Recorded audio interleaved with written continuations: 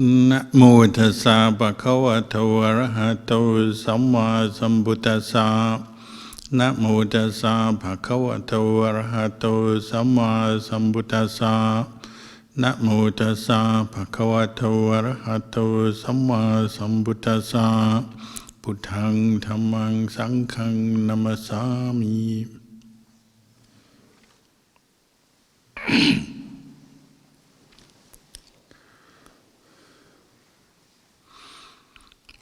Blessings, good evening.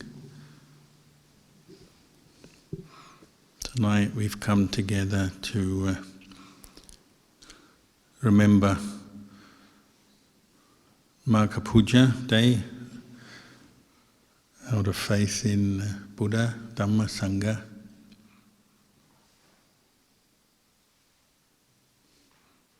This practice of coming together on full moon days, new moon days, has been going on since the time of the Buddha. Somebody asked the Buddha whether it would be a good idea to meet regularly in this way, and he said yes, it would be a good idea. So when you come together once a week, once a fortnight, or maybe only once a month, but it's done regularly, means that you get to hear the Dhamma, meditate, practice the Dhamma together. And sometimes we need to get some support from other people, Kalyana Mitta, both teacher and fellow meditators, practitioners. It's just human nature. When we're together, we try harder. You see someone else meditating, and it reminds you to meditate. You see someone else keeping precepts, being restrained in certain ways with their speech, their action, then it reminds you to do that.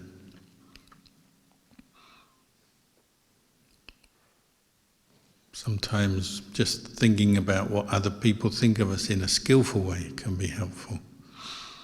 Can also be a great cause of anxiety, because we're always thinking about other people, what they think. But if it's other people who practice the Dhamma and have an understanding of what is the right practice, what is wholesome, what is unwholesome, what is good, what is evil, then being aware that there are other people around who may have an opinion on our behavior can help us to be more mindful, pay more attention, be more careful what we say and we do.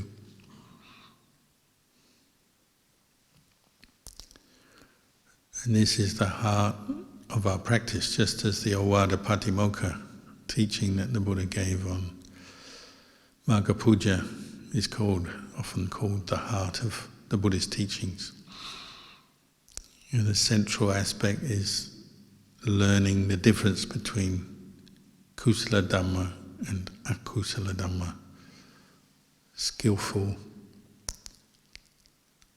mental states, speech, action, and unskillful mental states, speech, action.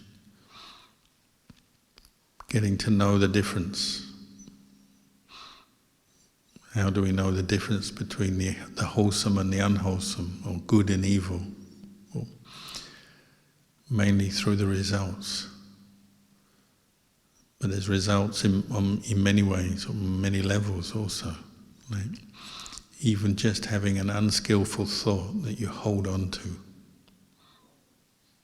Say an angry thought, or worry. What does that do to your mind? It makes you agitated, restless, not peaceful. You don't feel good when you're angry or worried or full of greed. You don't feel at ease.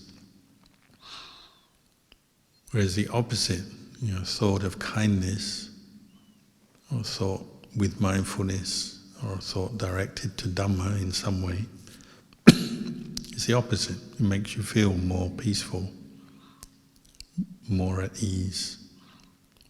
your mind becomes clearer, less agitated, less confused.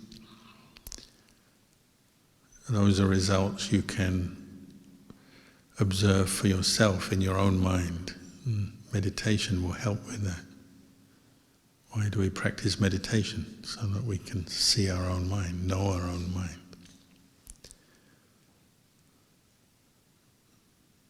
Same with speech, same with action. So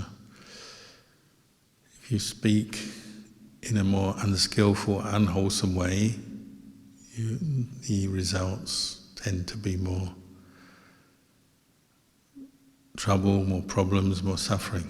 Maybe you create trouble with other people because they don't like what you've said, or it hurts them. Or maybe trouble because you say something that's not true, and people find out and they don't like it. You say something kind, generally you feel better, they feel better. You speak the truth, there's generally no real harm from that. Actions even more so. If you act in evil ways, you hurt yourself, you hurt others.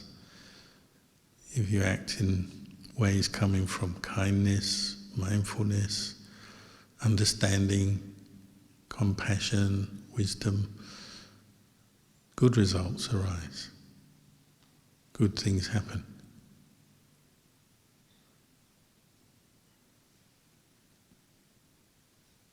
Even though you act in good ways, you don't always get what you want immediately or even at all, because sometimes what we want is not always the best.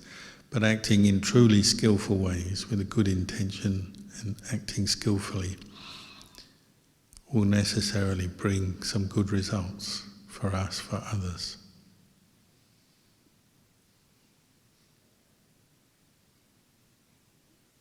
And you can see that in other people's lives, or you see it in yourself. So again, when you come together with other practitioners, sometimes you see the results of their practice, their happiness. Maybe their face seems more peaceful, their behavior is inspiring. Maybe they help you in different ways. And you can observe that. Oh, this is the results of wholesome karma through body, speech and mind. Unwholesome karma, you can see that. If you don't see it in your daily life, you can see it in the news or in the media. When people act in unwholesome ways, it causes suffering. People break the precepts, people are cruel, unkind to each other. You can see the results of that all the time. When I lived in Thailand, we used to have a saying, if you can't do good, at least don't do evil, don't do bad. If you can't say anything good, at least don't say anything bad. If you can't think a good thought, well, at least don't think a bad thought.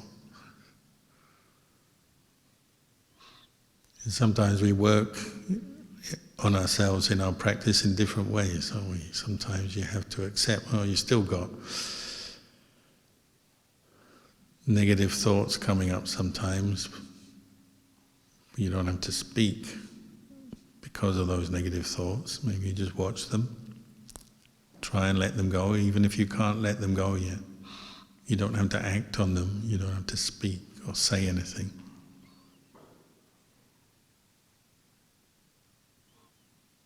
Even that is one way you can improve your life, improve other people's lives, by not saying or doing anything unskillful or evil. So like people often they say, oh, I can't practice Buddhism, I can't meditate. Well, can you be careful what you say and not abuse or insult other people? Well, I think most of us can do that. That's already meditation, following the Buddha's teaching. You might think, oh, I got no samadhi, no concentration, no mindfulness, can't sit still in meditation. Well, that's true. It does take time, take effort, take practice. But can you go through a day without being rude to other people or insulting other people? Yeah, we can all do that. It just takes effort. So we practice on many levels, abandoning the unskillful, cultivating the skillful. We shouldn't underestimate our ability, because we're a human being, we're intelligent, we have a mind that we can develop and train, we can use our body and our speech to do good things. So we have to make that effort.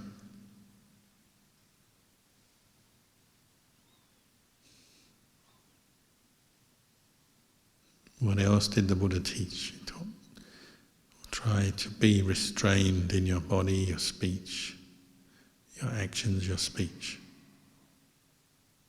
We have to learn how to have a certain filter and some self-control, like things like, what did he say, we just chanted. Know how to be moderate in eating. Especially nowadays, there's so much food and different kinds of products available in the world. You have to learn how to eat wisely, healthily.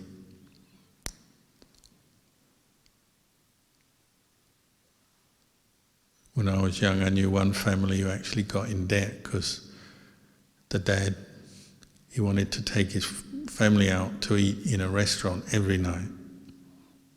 I think he wanted to do it to impress his friends, other people. But he didn't earn that much money at a modest income. So he'd go out every night eating in restaurants and built up this huge debt just because he took his family to eat in a restaurant every night. I'm sure they enjoyed the food, but maybe they didn't need to do that. You might say unnecessary debt. So sometimes we spend too much on food, different kinds of food, maybe for the wrong reason. We just want to impress people. Nowadays you have any kind of event, you have a party, a birthday, a wedding, an event.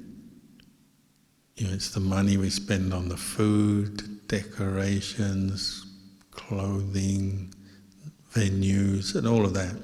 Sometimes, you know, the wedding day is the happiest day of the bride or the groom. It's the most miserable day for the parents because they go into debt. Deep debt, severe debt. Even funerals, nowadays people often blow out on funerals. As though the amount of money will prove that, you know, this person has more value or that you love them more. If you truly love someone, you don't need any material things. You can just have a kind thought for them is enough. It's not to say it's wrong to put effort into making a funeral that's successful and honours the dead, but sometimes now people think, oh, they go to the funeral and the first thing you hear them say is, oh, the flowers aren't up to it. The flowers are no good. No mention of the person's life, they're just worried about the flowers. We all know flowers don't last very long. Life is like this, the Buddha pointed out. We easily get caught up into the material world. Give too much attachment to it. Food, clothing, houses. This is why the Buddha said practice dana regularly. Not only look into how to get more money, but also how to give it away. Give it away, help other people, do useful things. Build monasteries, help charity, help the sick, help the poor. There's so much we can do.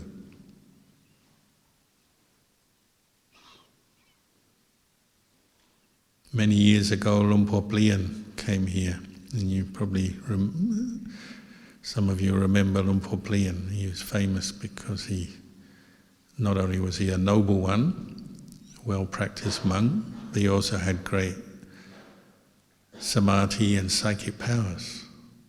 And occasionally he would tell us stories about some of the things he'd seen with his divine eye. He said one thing he noticed in the heaven realms, people die, they do good, they go to heaven. Okay, most people understand that concept.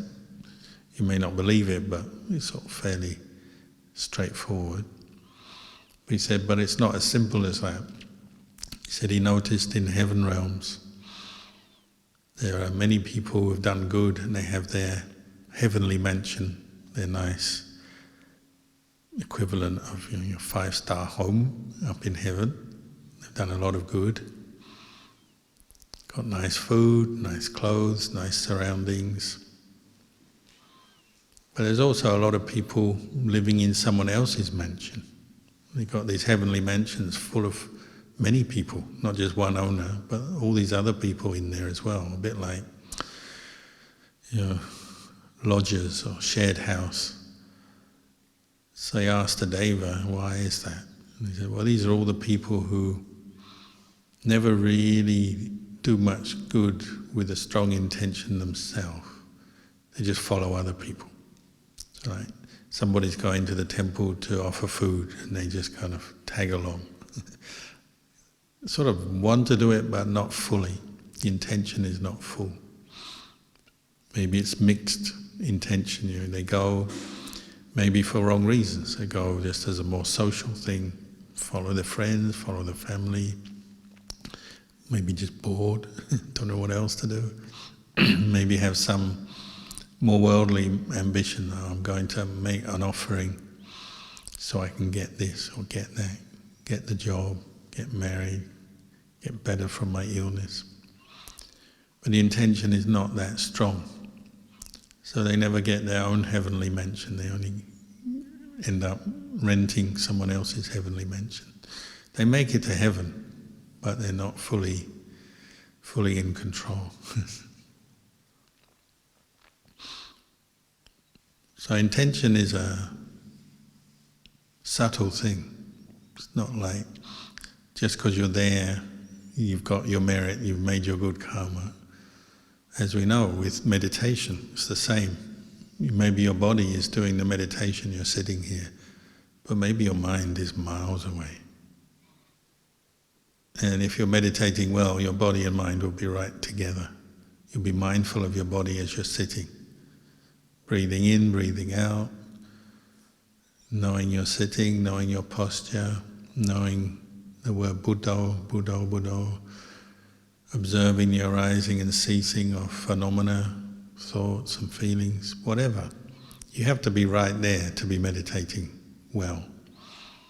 And we know it's very difficult. Your mind keeps wandering away. And some people just let their mind wander everywhere, all over the place. So for 1 hour's meditation, the body is there, but the mind is gone. Some people are sleeping, some people just thinking about all kinds of stuff. Then the bell goes, so finally when the bell goes, mind and body come back together. So beware, because maybe that will mean when you go to heaven you get heavenly mansion, but you only get one corner of a room, and you're in a room with many other people. You didn't really put your heart into the meditation. That's just one example. Could be many other reasons. Maybe you're meditating but not with a very clear understanding why. Maybe you meditate, you just want to feel good. You don't really want to know much more than that. You don't want to purify your mind from unwholesome dhammas, greed, anger, delusion. You just want to feel good. Or maybe you want to be able to know the future so that you can play the stock market or know what's going to happen next week, like a medium, so you can give predictions and impress your friends. People have all kinds of intention when they meditate. It's not always for nibbana, for letting go of greed, anger and delusion. Well, this will have a result. If that's your intention, it would affect the result of what you do.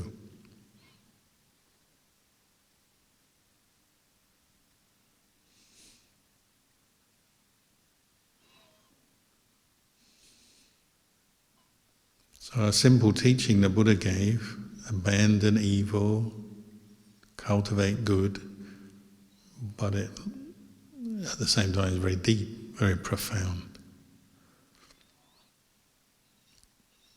The hardest thing to abandon is self-view, sense of self, attaching, identifying with this body, this mind as self. That's where greed, anger and delusion come from, isn't it? Why do you have greed? Why do you fall into greed? Or you want something for this self, to make the self better, more beautiful, richer, better reputation, more power, more influence. Why do we get angry? Because this self isn't getting what it wants. We're not getting the money, not getting the power, not looking beautiful. Nobody cares about us, so we feel annoyed, depressed. Not getting what we want makes us angry, disappointed. But it's all because you've got a sense of self. If there's no sense of self, you wouldn't worry so much, would you? Like, why do you feel peaceful in meditation? Because you let go of the sense of self temporarily. Doesn't matter what other people think about you, doesn't matter how much money you have in the bank or don't have. You're letting go of all that. Maybe temporarily you're very peaceful because you forget about it all, you let it go. But we also need wisdom. And meditation gives rise to, we put effort in, we get mindfulness, get samadhi, we get peace, which is good. But we also need wisdom and understanding. As soon as you finish your meditation, you get up, the sense of self emerges again, it returns. Luang Por Chah said, samadhi is like a rock squashing the grass. You put a rock down, so you're doing gardening, you put a rock down on the grass. The grass will die underneath the rock. But as soon as you take the rock away, the grass regrows. As soon as you stop your meditation, the sense of self returns. You're greedy again, you're angry again, you're worried again, afraid, competing, comparing. All the views and opinions return. You have a nice holiday when you're in samadhi, but as soon as you finish, you start falling into all your opinions again, what you like, what you don't, what's good, what's right, what's wrong, what's bad. All returns. This is what we call self-view, Sakkaya Ditthi. Ajahn Chah always emphasized this. Our teacher Ajahn Chah, he used to say, when you finish your meditation, it's not like everything finishes there and you just give up, what's in your mind, stop learning. You finish your meditation and you go out of the hall, you still carry on observing yourself, contemplating. You have to see where the greed, anger, delusion comes up, just in very ordinary situations. Maybe other people express their opinion and it's different than yours, so you get annoyed, or you're happy when they agree with you, you're annoyed when they disagree with you. Maybe you're in the hall and it feels comfortable, you go outside, it's cold, the weather affects you, other people affect you.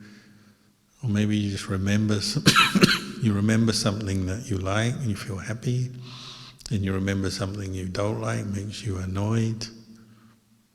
This is going on all the time, not just when you're in the hall meditating. So we have to keep contemplating this sense of self, see how impermanent, how changeable it is, and how it causes us suffering. Sometimes we have to teach ourselves to let go. Anything you attach to, Luang Por Chah would say, anything you cling to and attach to brings you suffering. Could be just one thought, one idea.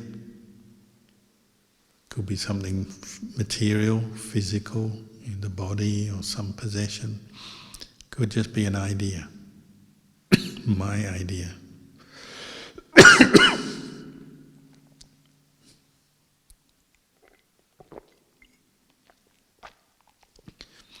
My idea is better than yours. My idea is worse than yours. Ajahn Chah understood this very well, and he'd often give talks, sometimes about other people, sometimes about his own experience. There's a famous talk he gave when he was describing how when he was a more junior monk on Tudong, wandering in the forests of Thailand. And it's normal when you wander from place to place, you often come across a monastery you've never been to before. You don't know the people.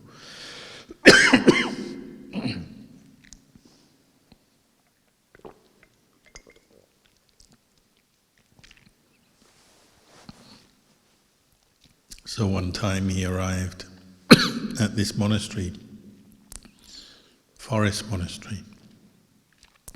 The reason he went there is because he'd been told the teacher there was beyond anger. The monk there, he'd actually said, "I have no more anger," which is a very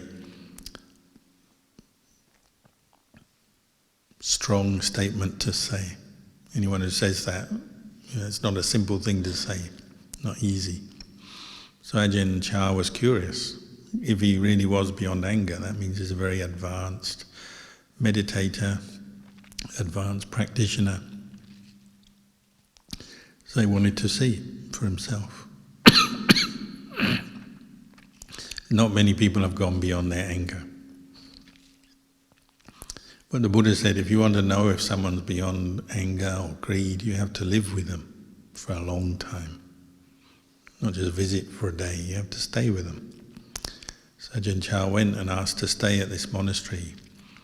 Ajahn Chah already by that time had been ordained for quite a few years, and all the monks in that monastery were junior to him. So if it was his own monastery, he would have been the teacher. But he was a visitor, and he knew that, so he's very humble and polite. He just asked if he could stay. And the teacher, who was younger than him, but older than him in age, but younger than him in years as a monk, and that's how we determine things in the monastery, who's been ordained longer, not just who's physically older or younger, but also who's been ordained longer, or who's more junior, who's more senior.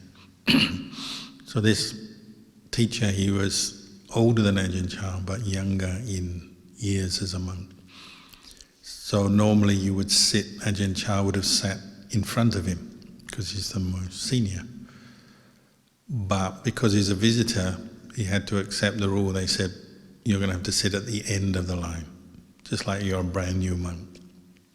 Sometimes in forest monasteries they do that. It's kind of like a test. See if you really want to stay there and to see what your behaviour is like. So Ajahn Chah agreed. He was the most senior monk there. There's a whole group of monks, but they're all junior to him, but he agreed to sit at the end, which already is quite a challenge, quite an impressive thing to do. It means he's able to let go of some of his sense of self already to do that. I guess if you work in a company, it's like agreeing to be an intern for 3 months or something when you've already worked there 10 years, say. Suddenly you become an intern. It's a bit like that. Going to the end of the line, the end of the food chain. So he agreed. And these monks, they're very suspicious of him. Actually, the junior monks weren't, but the senior monk was very proud of his position, his monastery, so he's suspicious of Ajahn Chah. So he wouldn't even let him stay in the monastery. He put him in the cremation ground, which is a place no one wants to stay because everyone's afraid of ghosts, at the back of the monastery. So you stay there. So again, it's a bit of a demotion. So you stay out the back there, away from us. You stay there with the ghosts. So Ajahn Chah agreed. And he just stayed there and he followed the routine like we do in monasteries. It's morning meditation and chanting, Bindabata, you go out, collect your food, come back, have a meal. There's some chores to do, sweeping and cleaning up. And Ajahn Chah did everything that was asked of him. He didn't complain, he didn't want to do things his own way, he just followed along, made himself very easy. And that was one of Ajahn Chah's core teachings as well. Like, make yourself easy to teach, easy to look after, easy to fit in with other people. Because if you're practicing to let go of your attachments, that's what you need to do. So he was a good example. So they made him eat the food at the end of the line. He had to sit at the end of the line, take the food after all the other monks. Gave him the sort of menial jobs, cleaning, spittoon, sweeping and everything. But Ajahn Chah didn't complain, because he said he was there to learn. This is a situation he could learn about his own attachment to self. If you want to learn, sometimes you're willing to do things that are not easy, like that. So he's practicing there, and all the other monks practicing with him saw that he was behaving very well. He didn't complain, he did his practice, did everything they asked of him, and he was very restrained, peaceful, energetic in his own meditation. So actually over time, he won over all the other monks except for the senior monk, the teacher. He won them over. They all said, "Whoa, he's really good, this monk." They liked him.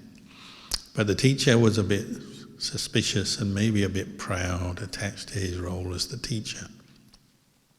So he was more like watching. But sometimes things would come up that kind of showed that Ajahn Chah was a bit more in touch with what is wholesome and unwholesome, what is right practice, wrong practice. So the first occasion that I remember from Ajahn Chah's talk was that they had to go and collect firewood, which is something monks do. We have fires for heat or for boiling water to clean robes. Collecting firewood in the forest. Just fallen trees and branches that you would normally say didn't belong to anyone, so they were collecting them. And the teacher, he had picked up one log that actually had a lot of chopped marks on it. Obviously someone had chopped it before. And he threw it down. They were actually collecting on the bank of a river and putting the logs into a boat and taking them across the river to the monastery. And Ajahn Chah's job was to load the boat with the logs that the monks brought down to the riverbank. But there's one log that had all the marks from an axe on it. He thought, this obviously is somebody's worked on this log before. It must belong to them. I'm not going to take this, because they probably have a sense of ownership. And if I take it, maybe someone will accuse us of stealing. And monks, we're not allowed to steal. If you steal as a monk, you stop being a monk. We're just not allowed to do that. So he left it there. He put all the other wood in the boat, and the monks came down, and the teacher saw this other log. He said, "Why didn't you pick this log up and put it in the boat?" He called him Chah. In those days he wasn't Ajahn Chah, he was just Chah. He said, "Chah, why didn't you pick that log up?" And Ajahn Chah said, "Well, this log has got marks of an axe on it. Someone's obviously worked on it. I believe it must belong to someone else." And the teacher realized his mistake of having collected it up, hoping to take it to the monastery, and quickly adjusted and said, "Oh, yes, you're right, I didn't notice." And said, "Yeah, we'll leave it there, we shouldn't take it." So he agreed with Ajahn Chah, because Ajahn Chah was correct. Monks shouldn't steal things that belong to others. So that was one time when Ajahn Chah, all the other monks noticed Ajahn Chah was being very strict, following the rules, and maybe the teacher wasn't. Then later on, there's another time, there was a Buddhist festival day, and in that part of Thailand, on the festival days, they they like to make something called khao lam, which in northeast Thailand the monks like. It's like sweet sticky rice baked in leaves or in a bamboo. You get the bamboo and put it on the fire, warm it up with sugar and some other things. It's very delicious, especially if you have very simple food. It's like a simple sweet that the monks like. It's fresh. So it was cooking on a fire, but you have to turn the bamboo, otherwise it burns. And Ajahn Chah and the monks came back from alms round, and the lady who was cooking the khao lam had gone away somewhere and no one was attending to the fire, so the khao lam started to burn. And the abbot went up to the kitchen, saw this. He obviously liked khao lam and didn't want it to be burnt. So he turned the bamboo over so it wouldn't burn. But before he did it, he looked around to see if anyone was watching. Because as a monk, you're not supposed to touch unoffered food. If you touch unoffered food, you're not allowed to eat it. It's against the rules again. But because of his desire to eat that nice food, he was forgetting that rule or ignoring the rule and just turning over, hoping nobody would see. But Ajahn Chah saw, of course. He was in another corner of the monastery. So later at the meal, this khao lam, the nice sweet, was passed out. Everyone was taking it, all ready to enjoy it, but Ajahn Chah wouldn't take it. And the abbot noticed this. He looked at it, he said, "Chah, why aren't you eating the khao lam?" Ajahn Chah didn't want to embarrass him, so he's being very restrained, very compassionate in the sense he didn't want to embarrass the teacher. He just said, "I'm not taking it." But the teacher knew that Ajahn Chah knew that he had touched it. And once he'd touched it, it's not really supposed to be eaten by the monks. So again, the teacher was caught out breaking a rule. And so the teacher went to Ajahn Chah and said, "I broke a rule, I touched the khao lam when it was unoffered. Can I confess an offence?" That's normally what we do. Ajahn Chah said, no need to confess, just be more aware next time, be more restrained. So Ajahn Chah was very congenial, didn't make a fuss, didn't criticize him, tried to just do the right thing himself, but without embarrassing the teacher. And the other monks, they noticed this on and on, how Ajahn Chah bent over backwards to be kind, careful what he said, fit in, be easy to look after. So they were very impressed.